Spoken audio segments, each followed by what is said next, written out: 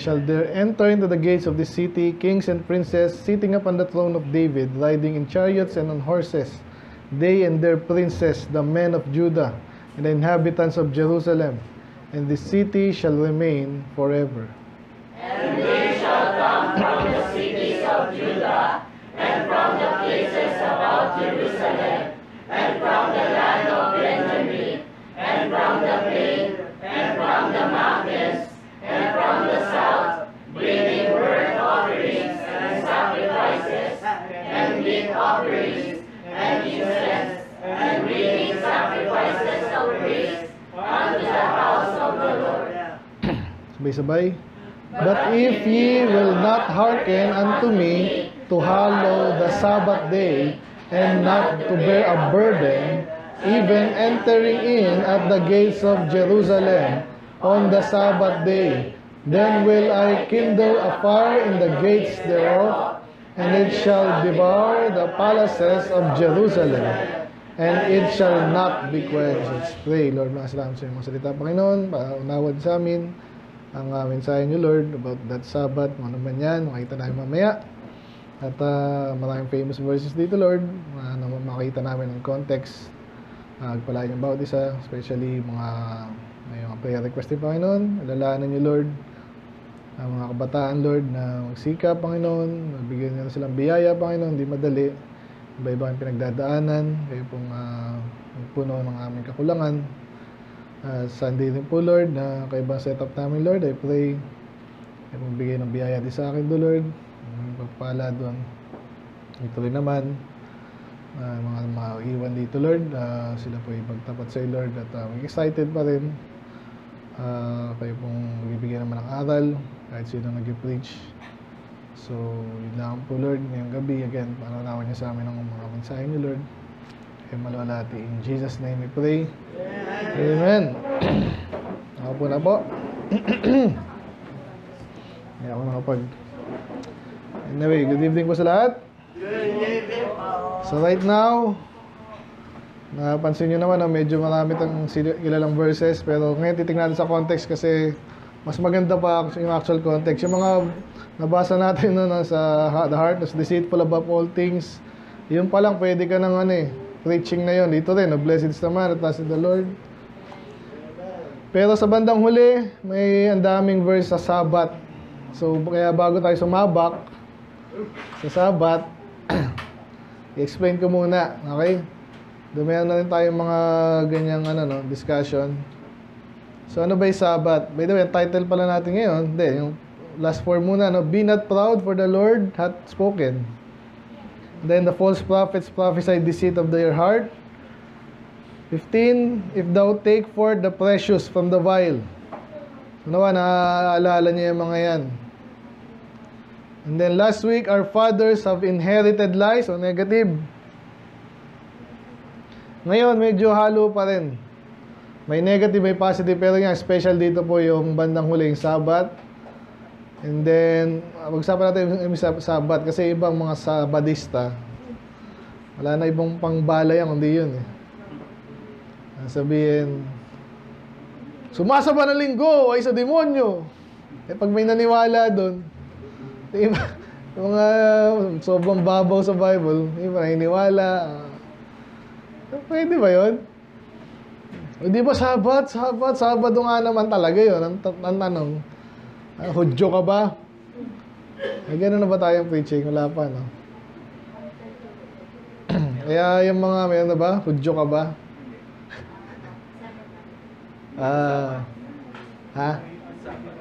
Sabbath? Oo, naalala ko hindi. Nag-review ko din sa Hala-Hala Yun talaga nasa title yung Sabbath. Pero anyway, discuss na natin. Ano ba yung Sabbath? Isa yun sa mga the Ten Commandments. Ang sabi doon, thou shalt remember the Sabbath day to keep it holy. Or yung kanina, hallowed, holy. Ganun din po yun. Hallowed be thy name. Pagimbanalin ang iyong pangalan. Ibig sabihin, separate yan. Kaya ang utos sa kanila noon, wala silang, masahin na nga natin. Deuteronomy, Exodus. Natapos sila sa Deuteronomy, di ba? Ano tayo sa Exodus?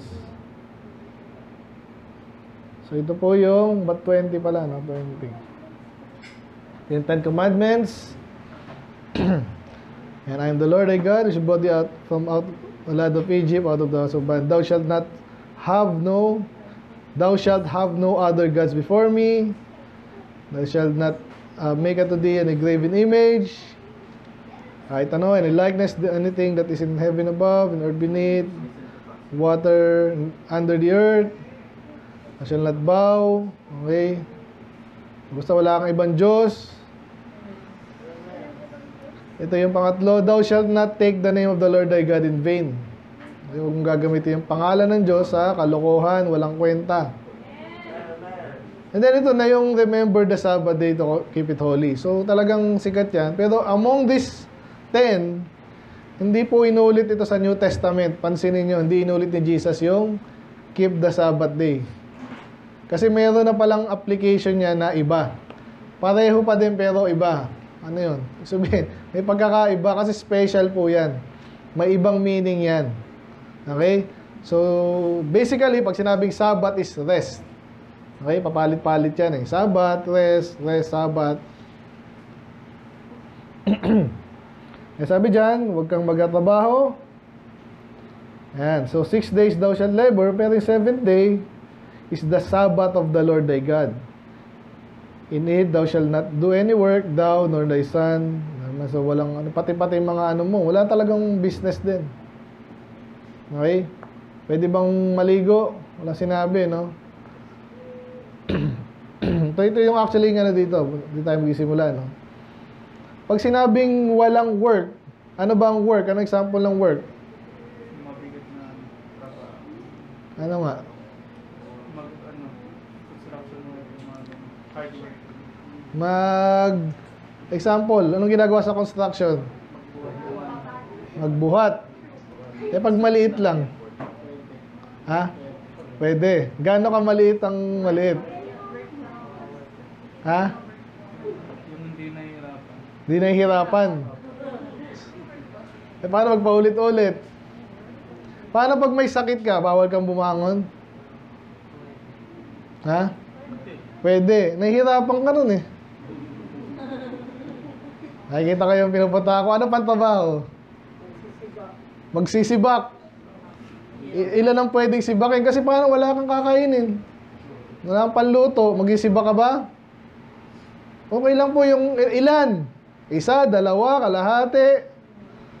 O pwede naman, magsibak ka na ng Monday to Friday. Kunwari, ganun. Sunday to Friday. Para, magluluto ka. Trabaho ba yung luto? Ano man trabaho? Sige, yan na natin para hindi nyo makalimutan to. Kasi baka may ma-encounter kayo sa badista. Kala mo naman eh. Spiritual na. Ano ba? Paano pag nag-iisip ka lang? Trabaho ba yun? Yan, trabaho namin eh. Nag-iisip lang kami. Kunwari. Oh. Mahirap din. O, ganong isip ang pwedeng isipin? Eh, pag sabat nila, nag-aaral din sila sa salita ng Diyos. Nakita nyo na kung bakit malabo to. Yan. Kaya ngayon, mag-iisip ka talaga dyan. So, bakit inutos yun? Yung iba doon, siguro, alam mo na, masama agad eh. Di ba? May ibang Diyos-Diyosan, makumatay, magsinungaling. Pero yung Sabat, hindi ganun yung nature niya. Yan. Kaya ngayon, bilisan ko na lang po yung tingnan natin sa Gospels lang ha. And then sa ano tayo? Sa Hebrews. Sabbath. Dito tayo sa Gospels lang. Ano sinin nyo to? Yan, so may Sabbath day pa rin, pero anong ginawa? Unang mention pa lang sa Matthew. Anong ginawa nila? Nagutom, kumain, nag-ano sila, nag-ani, parang ganon, nag-pluck. At ano na sila dito? Tinuligsa sila dito. And the Pharisees saw it and said, behold, the disciples do what is not lawful upon the Sabbath day. Kita nyo? Ano nangyari dito? Hindi sila kumain? Hindi, nagdahilan ng Panginoon. Ang sabi dito, hindi ba nabasa? Si David, kung alam niyo yung kwento, di ba? Siya tumatakbo kay Saul, gutom na gutom sila. Ano nga kainan nila? Ay napunta sila kay Ahimelech. Nakalimutan, Ahimelech ata. Kaso pinatayo ni Saul eh.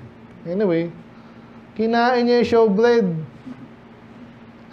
Sabi kasi na there's no common bread here but the bread that is in the tabernacle. Alam niyo showbread. Ito'y nilalagay lang doon, pinapalitan nyo, laging fresh yun. Okay? Basta parang, inuutos sa kanila, dapat laging may tinapay doon. Sa table. Anong tawag sa table na yun? Table of showbread. Yan, diba? Golden table din po yun. So, lagi yun, may seremonya, lagi may ilaw, may... Hinain nila yun para sa, sabi ito, ang kumakain lang nun, priest. Sabi dito, si Jesus nagsasabi nito. And then, ito pa ito yung di ko maalala kung saan ginawa to eh. So, profane the Sabbath days. Pero walang blameless. Alala mo yung bad? Tinignan ko rin to, parang may reference to sa ano eh. Anyway, limutan ko Kaya sabi ni Jesus, what I sent to you that is in this place is one greater than the temple. Nung panahon ni Jesus, may temple pa. Yung temple ni Solomon na sira ng konti, tapos natira talaga, tinayo ni Zerubbabel, and then medyo inayos na Herod. So meron pa silang temple dati.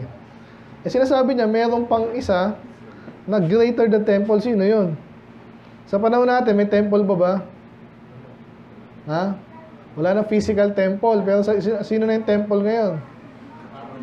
Yung mga church, yung tayo individual, lahat ng mananampalataya is temple of the Holy Spirit.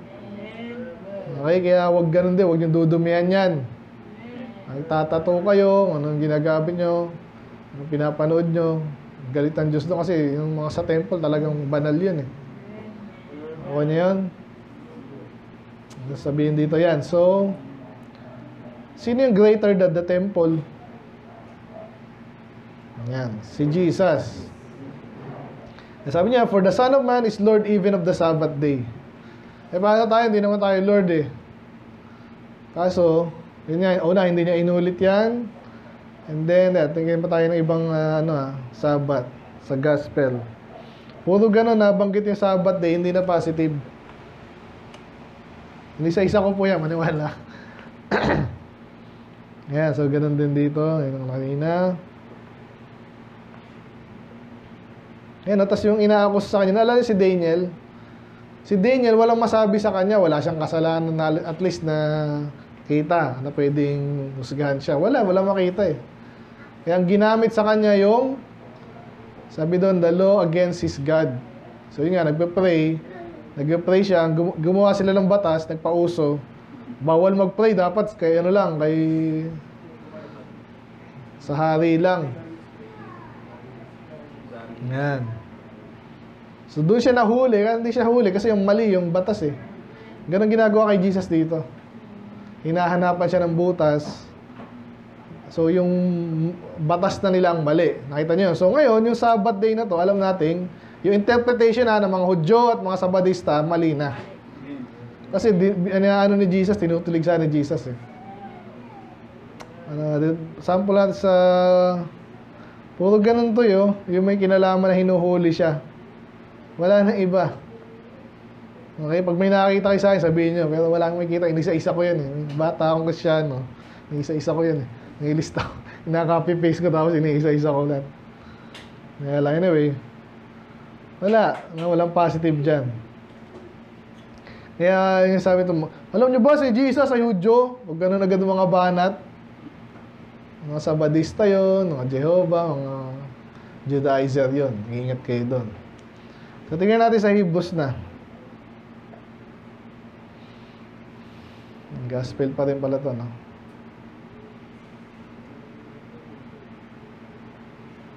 Sa Hebrews 4 kasi, rest ang tawag.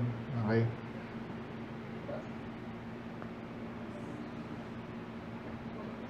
So, Sabbath is rest, rest, Sabbath. Yan, wala, di ba? Sa Hebrews 4, tingnan natin.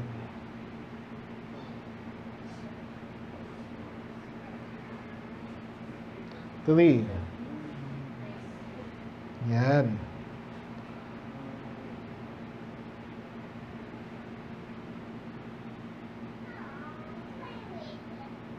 To, may basa po. Basa, ready, go.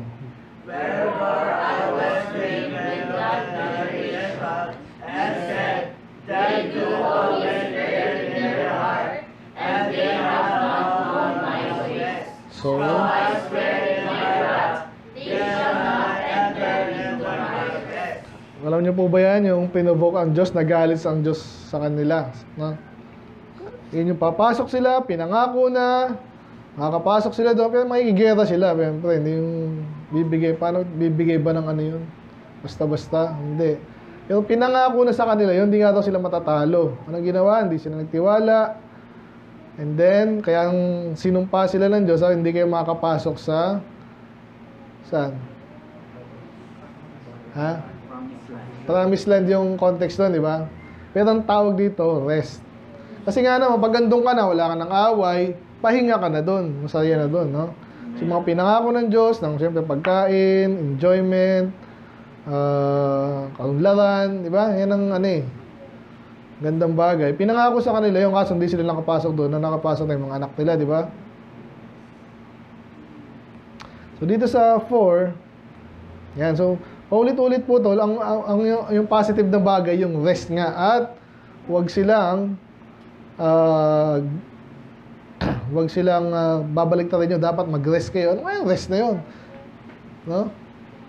Kailan pa naging inuutos ang rest? Sa school, pasok, mag-aral. Sa trabaho, pasok, magtrabaho.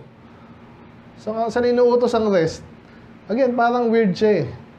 Pero may particular kasi tinutukoy dito. Yun ang gusto kong i-drive dito, no? Kaya pinasok din sa verse 2, for unto us was the gospel preached. So, nirelate niya yung gospel sa rest. Nakita niyo yun? So, dun lang applicable to kasi sa ibang bagay, di ba? Mag-aral ka, magsipag. Ay, magpahinga ka nga. Sinasabi natin yun, minsan pang-asar. Kaya yung mga masyadong, pagod na. Sa amin, may ganun din, kunwari. Mag-leave ka muna. Ito, trabaho ka pa, mag-online ka pa rin, ha? Bihira yun eh. Pero dito, nire-relate nga yung gospel. Ito yung nirelate. Okay? Kaya alam natin na Sabat to. Bakit? Ayun, nasabihin eh. For he spake, before ng 3, before ng 4, sabi dyan.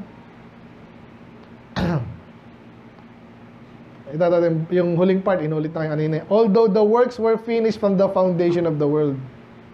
Sinasabi ang utos sa kanila, pumasok kayo sa aking kapahingahan. Kailan ba nagpahinga ang Diyos? Napagod ba siya? Hindi. Kaya sinabi sa Genesis, nagpahinga siya. Doon na-relate yun. Kaya sabi dyan, sa 7th day in this wise, and God did rest the 7th day from all His works. So again, di napagod ng Diyos. Bakit sinabi yun? At binigay pa yung Sabbath day nga, rest. Ay, bakit kaya? Meron tinutuko yun dito. Ayan. Alam ko, na-discuss ko na to, pero ayan ako na lang, pabilisan ko na lang, ha.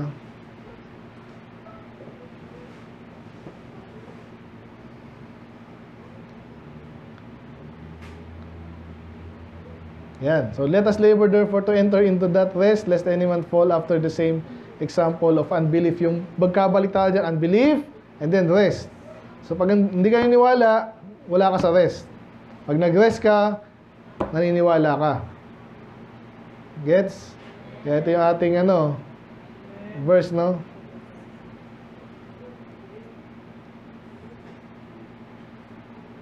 Yan. So, ang bida actually si Jesus at si Melchizedek, kinukumpara sila. So si Jesus ngayon yung high priest na Sabi dito, hindi basta-basta high priest, siya ay naramdaman niya, naranasan niya lahat ng paghihirap natin. Kaya pag lumapit tayo sa Kanya, naiintindihan niya tayo. Amen.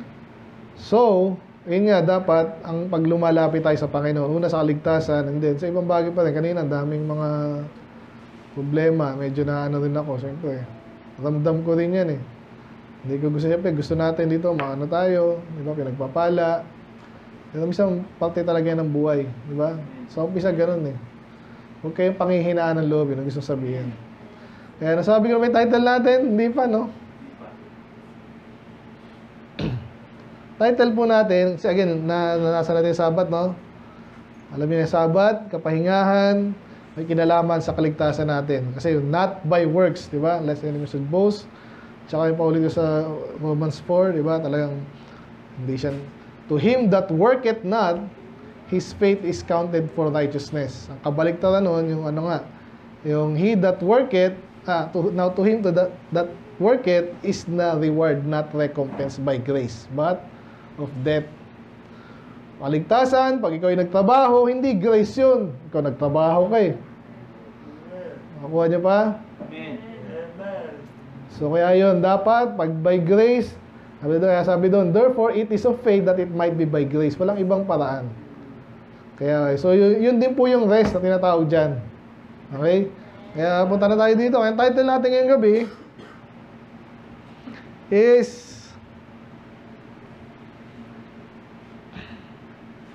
Trust the True Sabbath. Maikli ngayon ha. Pero malalim.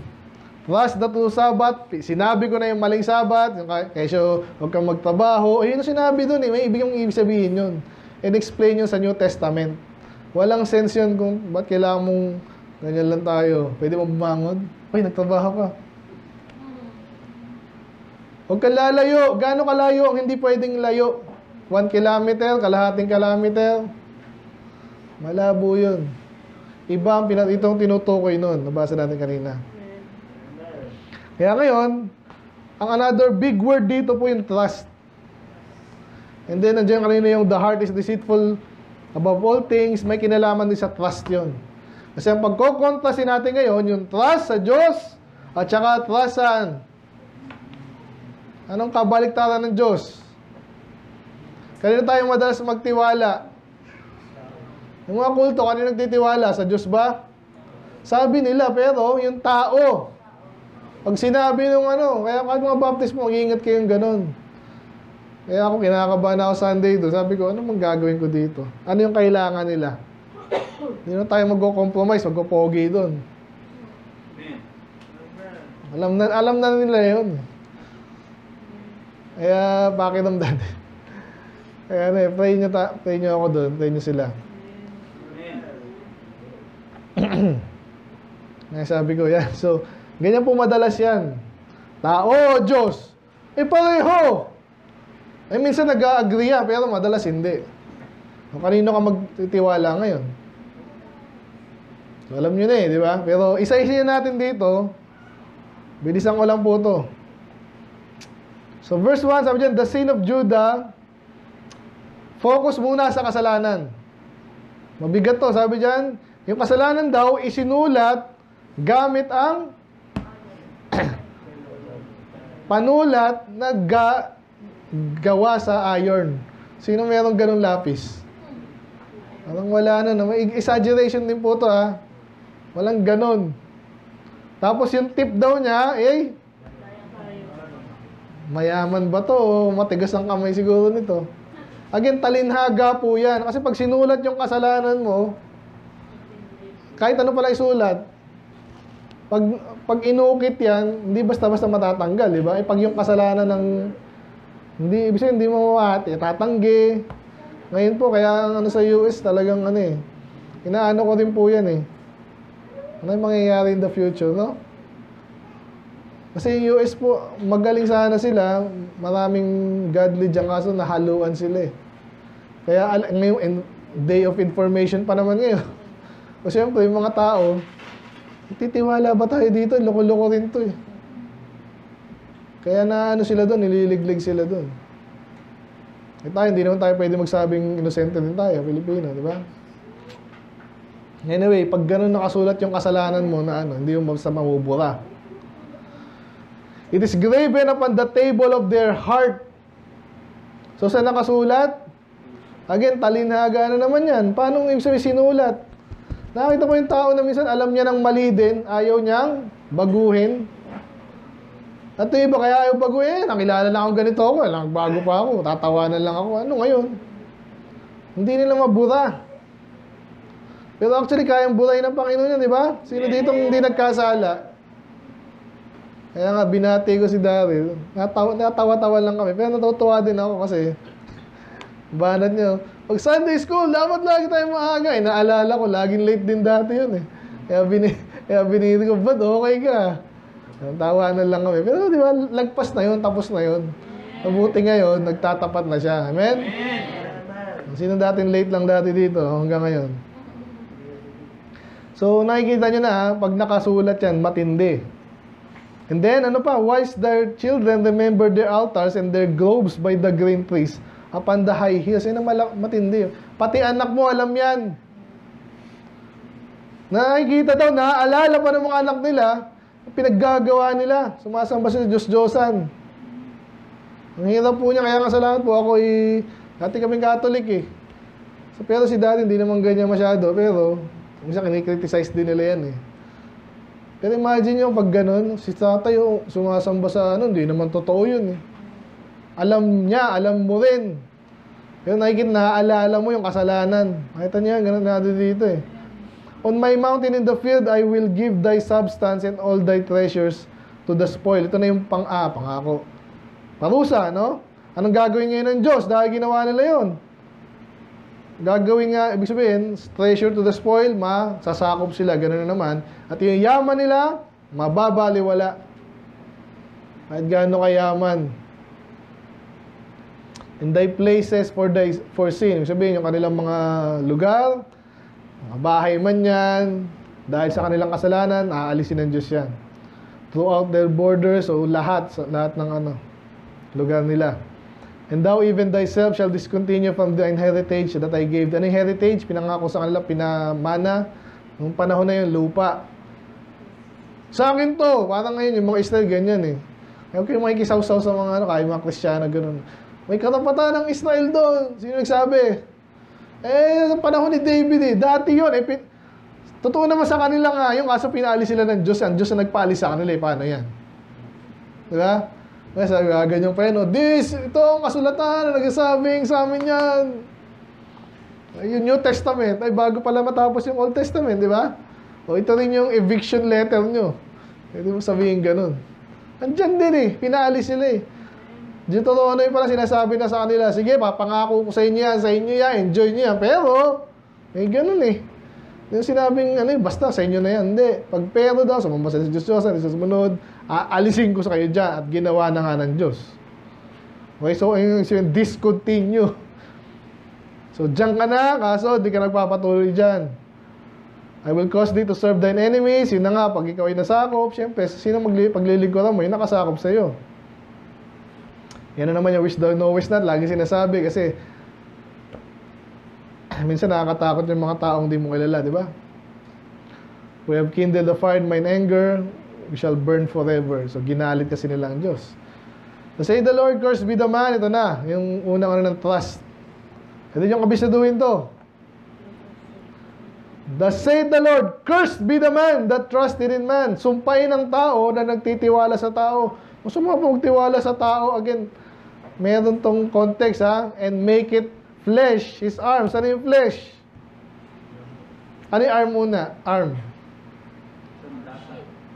Ayan, nakuha agad eh. Sinabing armado siya. Di ba? Lahat yung may arm, syempre. Pero sabihin na may baril, sa panahon nila, sword. Ba't flesh? Nakakita pa ng sword na flesh? Bakit flesh? Sino kinukumpara dyan? Ang Diyos at ang tao, sino yung flesh doon? Ang Diyos ay spirit, di ba?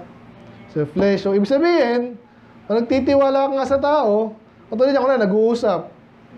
Ano man tamang doktrina? Ito yung sinabi ni MacArthur, sino man yan, si Spurgeon, ito sinabi, mas magaling ka pa ba? Ito sinabi ng Diyos eh. Paano yan?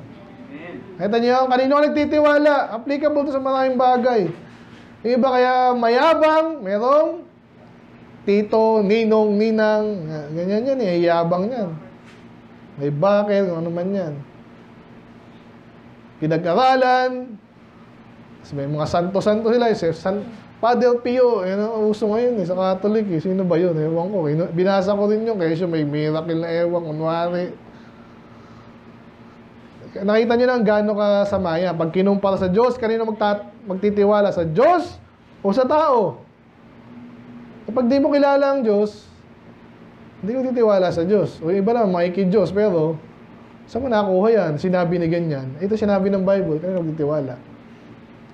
Ay magtitiwala kay Soriano, mapahamak yun. Kay Manalo, kay Rason, ano pa yan? Kay Reggie White, kay Russell, kay Joseph Smith, mapahamak yan. Kaya sinumpa sila. Yan pwede ma-break yung sumpa na yan. Kaya nga, yung unang ano natin, soul winning agad eh. Ang trabaho dyan, soul winner. Panalangin din natin. May sumpa po dyan. Ngayon, minsan tayo pwede pa rin sumpain eh. Mga anak ng Diyos na, loko-loko, pabaya. Yan, kaya huwag tayo magtitiwala sa tao. Lalo na't wag armado isabihin. Talaga nagtitiwala ka dun. Hindi ako magagalaw. Hindi magagalaw. Tuloy lang natin na, for he shall be like, na hindi nyo nabasa to, no? Anong basa dyan? The heat. Hindi yan may H eh. Parang ano daw yan, parang isang party sa disyerto na medyo may konting, hinano natin, may konting gamuha tayo. Bagal. Heat. Hindi heat.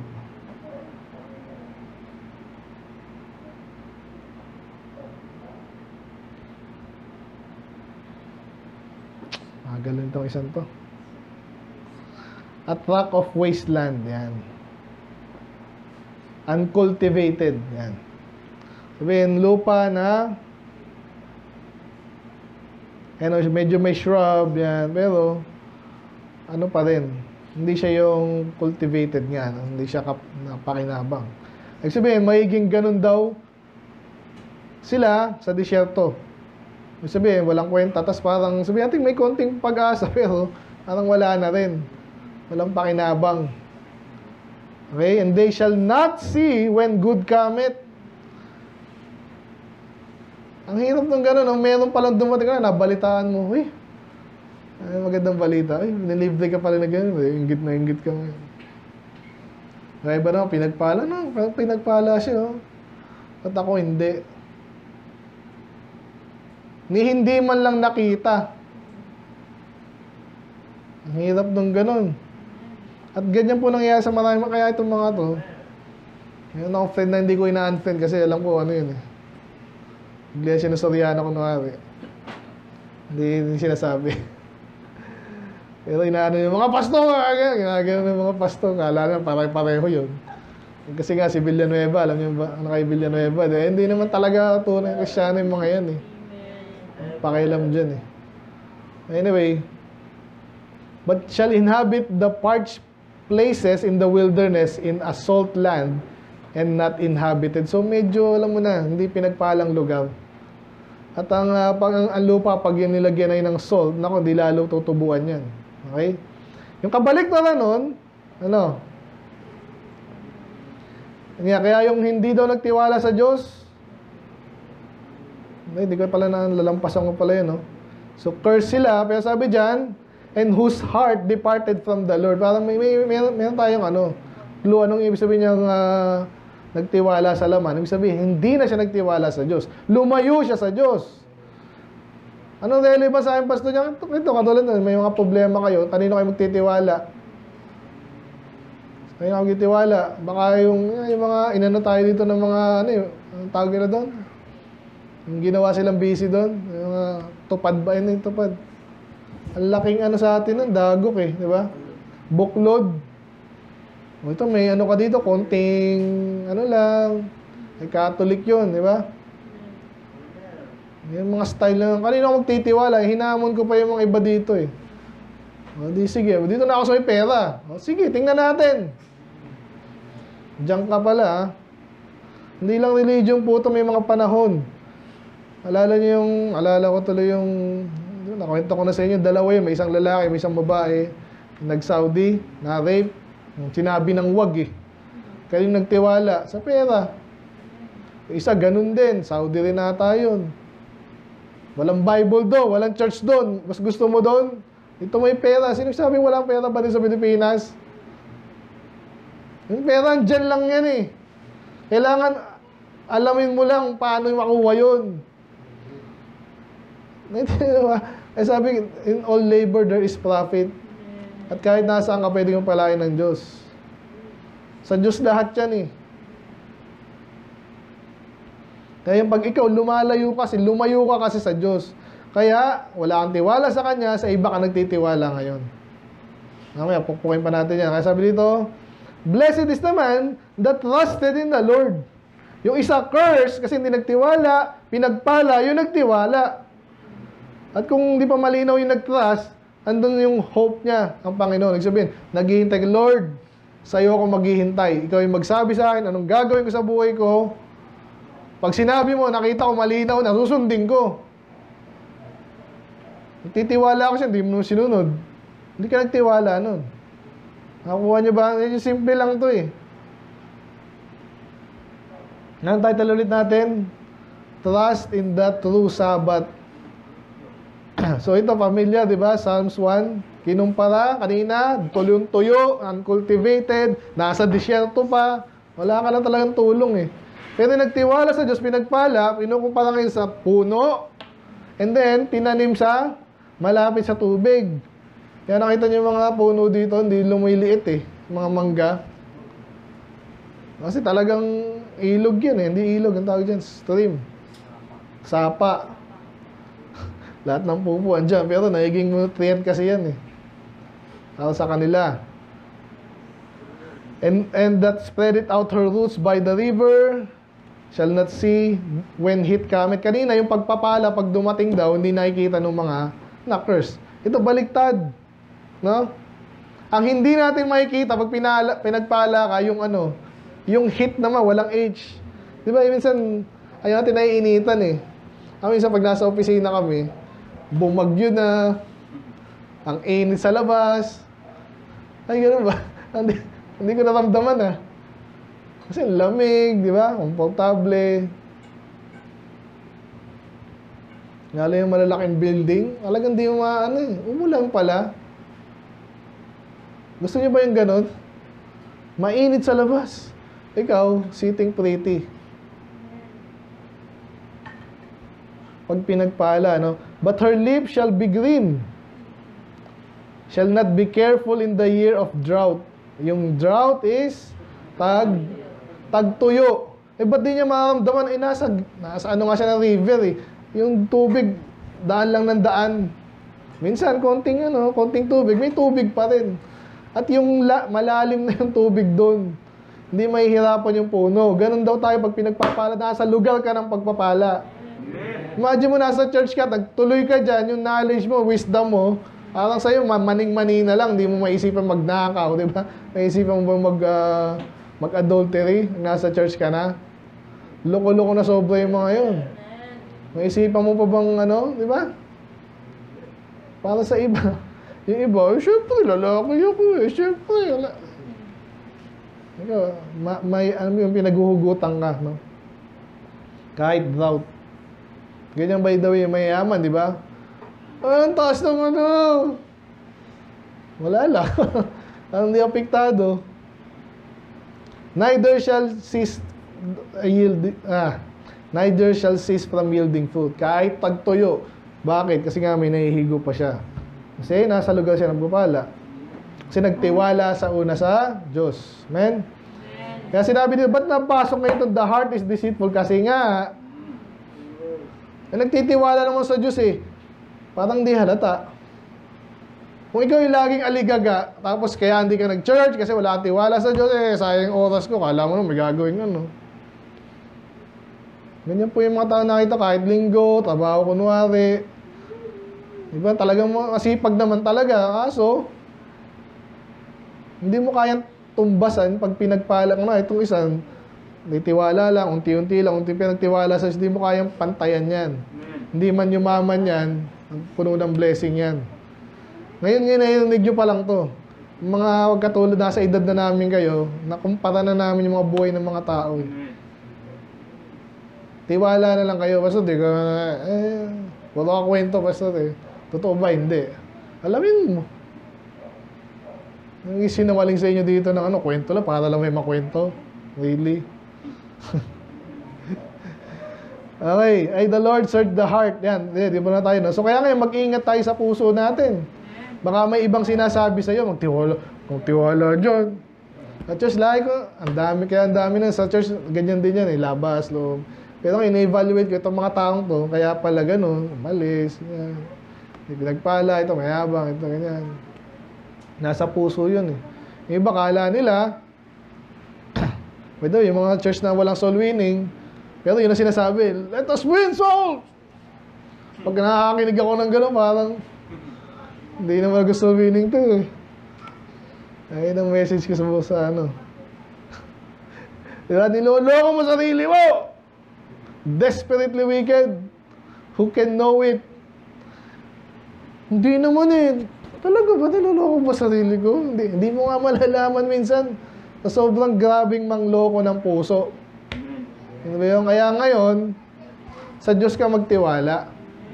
May mga panahon kasi na, may mga time kaya sabi dito, the Lord search the heart. Sinabi din po sa Psalms. Diba? Sabi ni David, search me. So, kaya ito, yun ang sasabihin sa'yo, kung di mo maintindihan, bakit mo sinabi to, ba't mo ginawa to, tanongin mo sarili mo. Hindi ko pa rin alam eh. Patanong mo sa Diyos. Paano? Yan, basa ka ng Bible. Ito, pag nakikinig ka dito, napansin nyo ba? Discerning word pa naman tayo.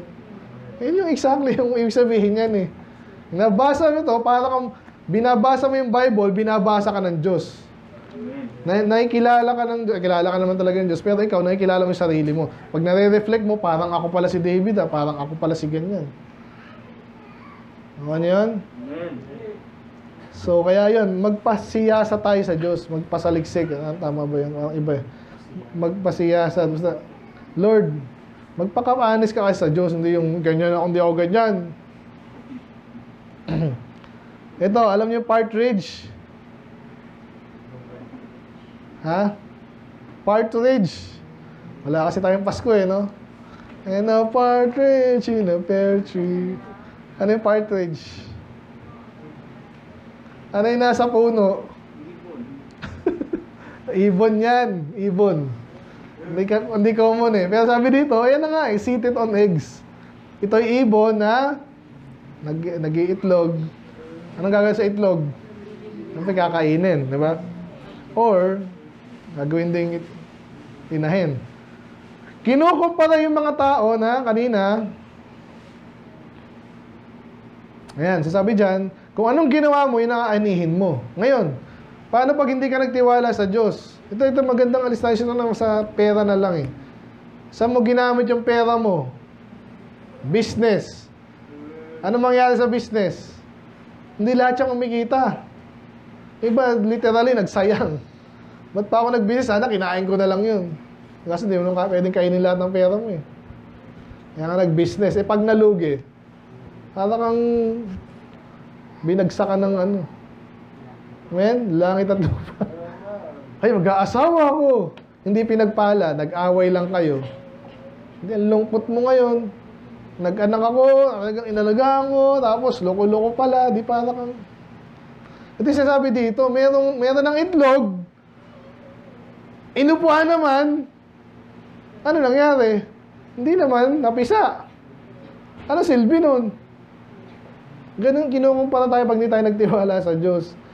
Kaya si Bill Gates pa, napakayaman niya, na-enjoy niya ba yun?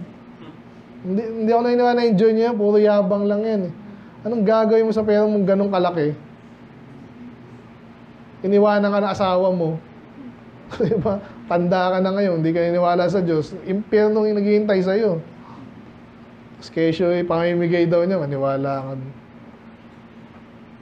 Tapos ang sabi niya pa, hindi niya daw papamana sa anak na yun. Ayabangan lang naman yun.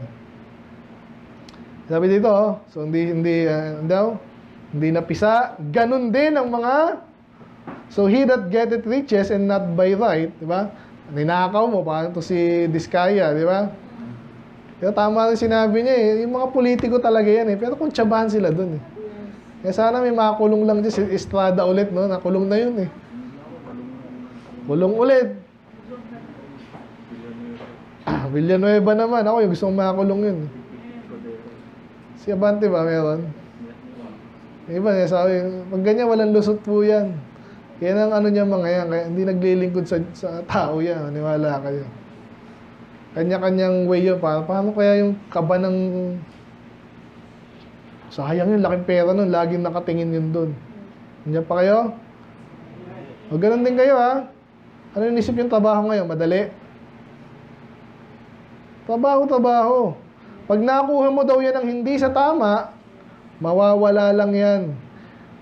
I shall leave them in the midst of his days. Pwedeng, ang sabihin nun, pwede kang maaga kang mamatay. Diba? Mabaliwala na naman. Or, at his end, he shall be a fool. Parang yan nga. Ang yaman mo. Wala ka namang pakinabang. A glorious high throne from the beginning is the place of our sanctuary. So, kinumpara naman, yung nagtitiwala sa Diyos, parang yung throne po kasi, pinapaganda po yan. Alam nyo ba yung nabasa nyo yung kay Solomon, yung throne ni Solomon? Saan nangyari? Sino magaling dito? Saan ginawa? Walaan nyo. Sa gold, yun parang ano eh. Alam ko sa ivory. Gano'n kahirap, gano'n ka ano yung ivory. Mahal din yun.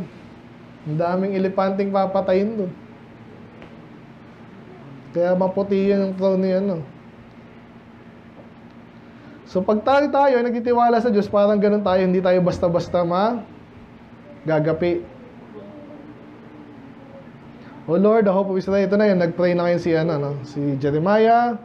All that forsake thee shall be ashamed. Parang ganun na naman. Pag hindi ka nagtiwala sa Diyos, iniwanan mo ang Diyos, ikaw ang mapapahiya. Ang dami na pong ganyan. Alam nyo, kahit sa mga churches, may mga iniwanan doktrinang napakaganda. Kaya nga, once saved, always saved. Yung iba dyan, iniwanan na yan. King James, iniwanan nila yan. Kala naman nila. O ngayon, anong mukhang ihaharap nila? Hindi mo kayang ipagtanggol yung di King James sa panahon natin ngayon. Si Abante, kaya yari din siya dun eh. Hindi raw perfect. Nasaan ang perfect? And they that depart from me shall be written in the earth, because they have forsaken the Lord, fountain of living water. So, 2 beses binanggit yung fountain of living water sa Bible, 3, no? 2 sa Jeremiah, sa Revelation. Pero madalas na-allude yan sa Joel, sa Isaiah, yung living waters nga na nag-flow daw. So, again, ang ibig sabihin lang nun, talagang buhay yun, no? Pag yung sa isang lugar may tubig, napaka-importante nun, buhay ka dun. Amen? May halaman, makapagtanim, and everything. Malinis, bubuhayin ka nun. So, pag living water pa, ang Diyos daw yun, pinanggagalingan ng lahat. Sabi dyan, heal me, O Lord, and I shall be healed. Save me, and I shall be saved, for thou art my praise. So, nagtitiwala siya. Yun sa mga example ng pagtitiwala sa Diyos. Sa Kanya ka nakatingin. Ayan, may sakit ka man, pagaling ka naman. Sino magliligtas sa'yo sa trouble? Ang Diyos. Behold, they say unto me, ito kalaban, where is the word of the Lord? Let it come now. Yabang. Ang tagal naman ang parusa ng Diyos. Ano yung sinasabi ng Diyos? Ngayon na.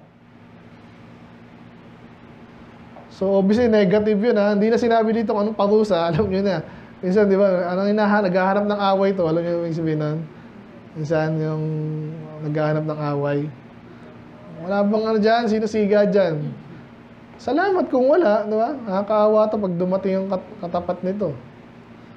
Ngayon ang kabaligtaran nun, as for me, I have not hastened from being a pastor to follow thee. Nakuha nyo yan? Naalala nyo yung ating lesson sa pastor, no? Sa 1 Timothy 3. Kaya pinag-pray natin ito sa diadem nga.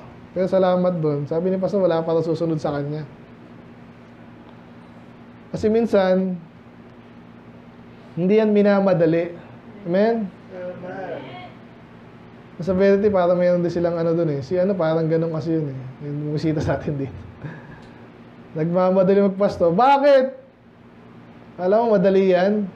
Alam mo, basta-basta ganun lang yan.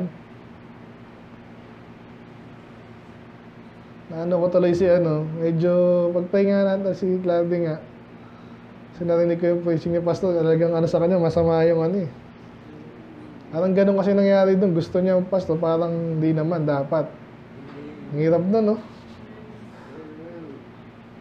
Ang hirap ng trabaho. Ba't ganito lang sweldo ko? Eh, gusto mo balikan ka ng boss mo. Ito ginagawa mo eh. Ang hirap nun. Ba't ikaw ang boss? Bakit hindi ako? Ay ko sabihin niya. Huwag ka magmamalaki. Ito si Jeremiah, ang ganda ng patotoo ni Jeremiah. Hindi siya nagmadali na magpastor, pero sumunod siya. By the way, yung pastor dito sa panahon nila, iba, pareho din, pero hindi eksaktong ganito. Okay? Pero sabi nito, neither have I desired the woeful day. So alam niyo yung woeful day na sa context dito? Saglit lang tayo ha. So, yun nga po yung parusa ng Diyos. Okay? So, minsan tayo, naiinip tayo sa tagal namang parusahan ng Diyos ito, Duterte. Ay, naparusahan na pala. Sige, Buloy. Uy, naparusahan na rin. Si Marcos, malapit na yan. Si Obama nga, sana matuloy yung ano sa kanya. Si Biden, wala ka nang naparusa dun eh. Anong ano na rin yun, ganyan na yun, tulala na yun. So, bakit malakas yung loob ni Jeremiah na magsabi ng ganyan? Kasi totoo sa kanya. Okay? Hindi niya pinaghangaran yun. Kahit bata siyang propeta, sinasabi niya sa Diyos, Lord, alam mo, hindi ko pinaghangaran to. At ayaw ko rin silang may mga ano tayo kay Jeremiah, di ba? Sabi niya, parusahan mo nga to, Lord. Hindi siya nagmamadali. Men, hindi siya nagmamadali dito. Ang hirap kausap niya mga ganyan. Hindi yan lumalago. Yung naghihintay ka agad ng blessing. Ngayon na! Next year na! Matamis yan pag dumating sa'yo nang di ka nagmamadali. Amen? Ganun yung authority yan eh. Pastor, tsaka yung woeful day, yung parusa naman sa iba. Sabi niya, thou knowest that which came out of my lips was right before thee. So yung sinasabi niya, totoo. Kaya malakas ang loob niya eh. Anyway, be not a terror to me, thou art my hope in the day of the evil. So, inihiling niya na, alam mo nga, paparusahan yung mga kababayan niya, Lord, sana sa akin hindi. Hindi masama yun, okay? Huwag kayo magpakamalti, Lord, parusahan nyo na kami lahat. Ganon. Kahit matapat ka. Kaya naman ng Diyos na magpalain ka kahit yung nasa paligid mo. Ano eh, nusunog niya na eh. Amen? Thus say the Lord, dito pa lang tayo. Left, ito na, nagsinusumpa niya na yung mga kasama niya. Kasi mga loko-loko eh. Parang last time, let them be confounded that persecute me. Pine-persecute siya, wala siyang ginagawa masama. Sabi ng Diyos, lituhin niyo sila. But let me not be confounded, let them be dismayed, but let not me be dismayed. Because upon them, the day of evil, ito na matindi, no? Destroy them with a double destruction. Kaya siya na, bakit pinapagano mo naman si, binabanata mo si ganyan, hindi pa nga ako nag-pronounce ng doon kayo, Sapira eh. Ito si Jeremiah to mabait ba si Jeremiah o hindi? Godly ba to o hindi? Bakit niya parang sinusumpa niya itong mga to? Deserve nila eh. Tindihan niyo ba yun? Hindi masama yun. Hindi naman siya yung gumawa di ba? Galit ako kay ako gagawa, hindi. Mari lang mabait naman to eh. Pag-pray ko lang na Lord, gantihan mo to. Si Duterte na lang kaya Sinong bago na kaya? Si Diskaya, si Jinggoy, yan. Villanueva. Escudero. Maniwala kayo, lahat yan eh.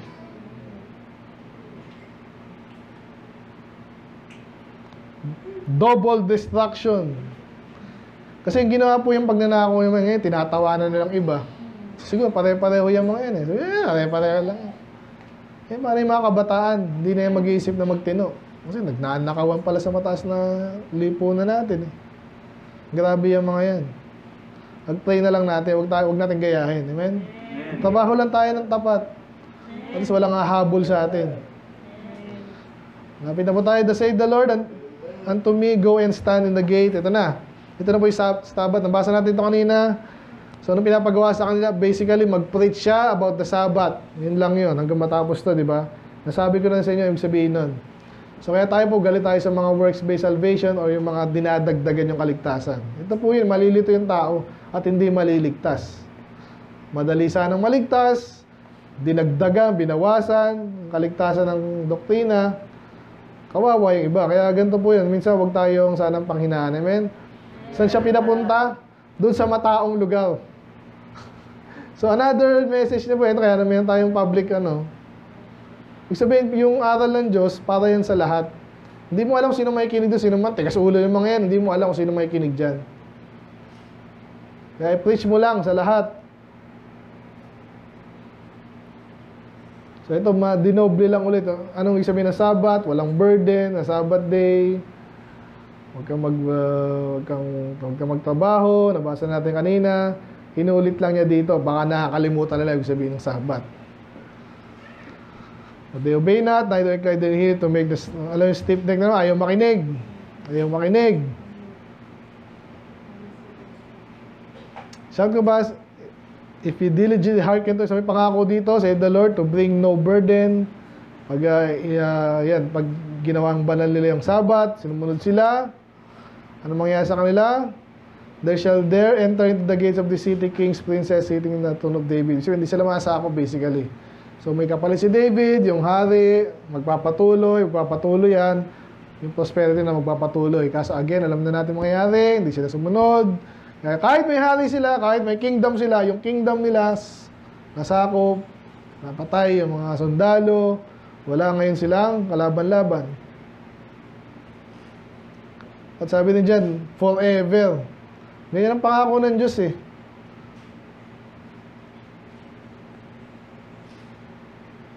Minsan may mga problema, baka minsan naisip nyo, itong mga Katoliko, parang sila yung Iglesia ni Manalo, parang lagi sila lang ay tataas. Parang hindi na matatapos yung success nila.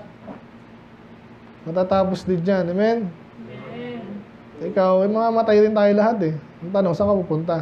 Yan ang iniiwasan nilang issue sa buhay. Nasalamat sa atin dito, lagpas na tayo dun. Na-settle na natin yan. Kaya, nabanggit ko lang yun sa forever. Yung city na ginawa ng Panginoon, magkapatuloy ang forever. Walang makakaagaw nun. Last, they shall come to the cities of Judah. Basically, yun lang. Sinabi lang dito, ibig sabihin, magpapatuloy ang kanilang mga yung kanilang sistema, yung kanilang city.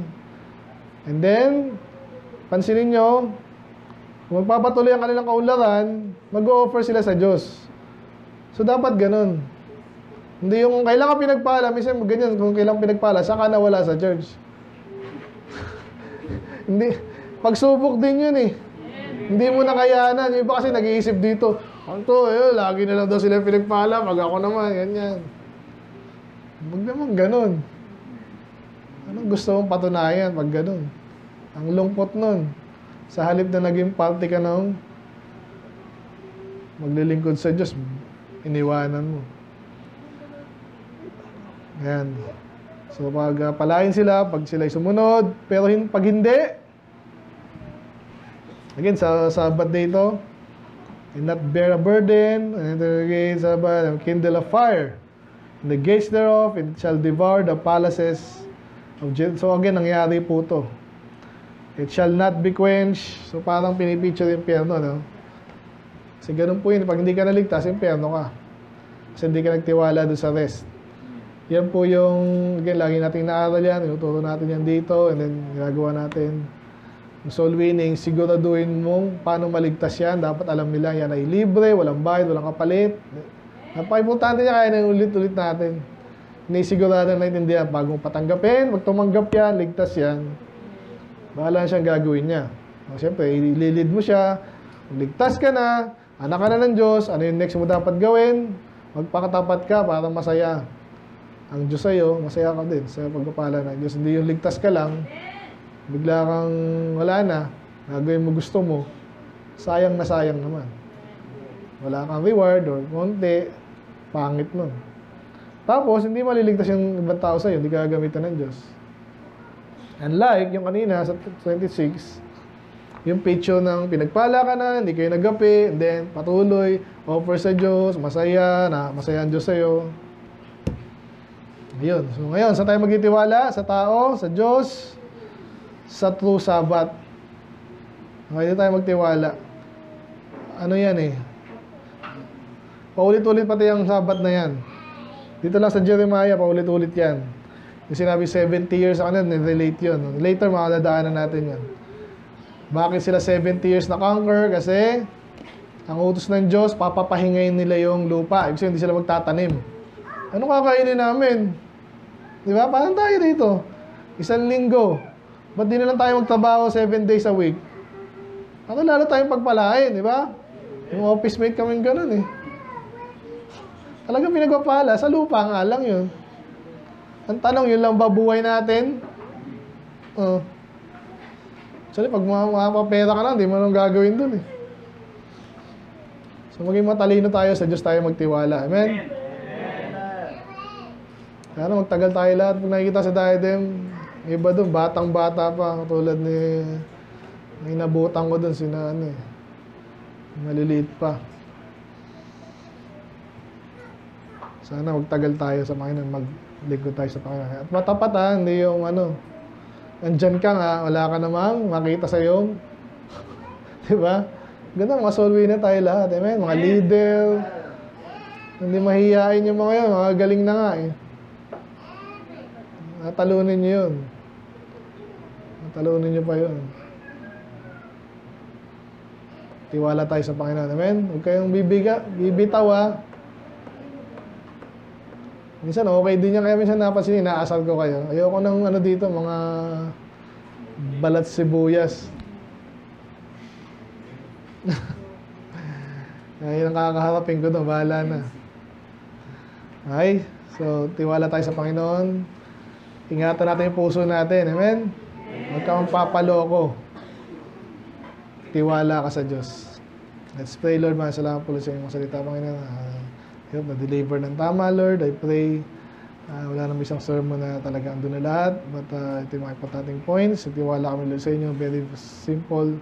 And yet, talagang andun yung labanan. Practical application yung Panginoon. Mag-church ba ako? Magbibigay ba ako? Maglilingkod ba ako? Magpatuloy ba ako? Kanino ba tayo nagtitiwala? Panginoon, pakita niyo yung glory din sa amin. Kapangyarihan niyo, Lord. Even sa mga problema namin. Minsan daling solusyonan according to your will lang ang magtiwala. Minsan matagal talaga ang returns, Panginoon, but I pray hindi nga po, kaya hinihingi nyo kaming magtiwala sa inyo. Gusto nyo rin yun. Later magkakaalaman, Panginoon, kayo nag-glorify pag nagtiwala sa inyo, especially pag talagang doon na po ang pagpapala, magiging masaya kami, Panginoon. Hindi kami katulad din na mapahiya sila. Hinayang na lang sila, Panginoon. Nawa, hindi kami magkaganon. Tiwala kami sa inyo. Dahil ikaw po tapat. At dapat lang namin pagtiwalaan. Magagawa mo yung dapat mong gawin. Salamat po, Lord. Lalaanin niyo po lang iba pa namin gawain, Panginoon. Trabaho, business. Sa linggo po, Lord, palain niyo po yung bawat isa. Yung lingkod gamitin niyo po, Lord. Kayo malalati at kayo mag-iingat. In Jesus' name we pray. Amen. Amen.